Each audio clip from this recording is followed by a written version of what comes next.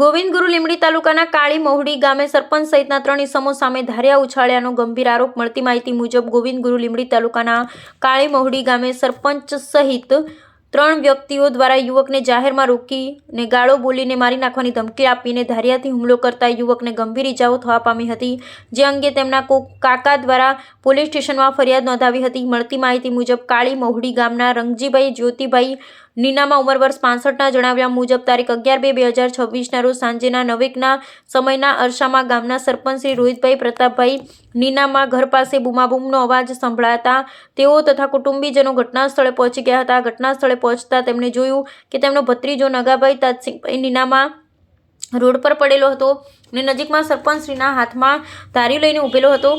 તેમની સાથે પ્રતાપભાઈ ભુરાભાઈ નીનામા તથા સંજયભાઈ મુકેશભાઈ નીનામા પણ હાજર રહ્યા હતા અને કહેતા હતા કે તું અમારા ઘર પાસે મોટરસાઇકલ લઈને કેમ નીકળે છે। આ દરમિયાન પ્રતાપભાઈ સંજયભાઈ નીનામા દ્વારા વાગડાને પકડી રાખી રોહિતભાઈ પ્રતાપભાઈ નીનામા દ્વારા ધારિયાથી ડાબા હાથે હુમલો કરી ગંભીર ઇજા પહોંચી હતી।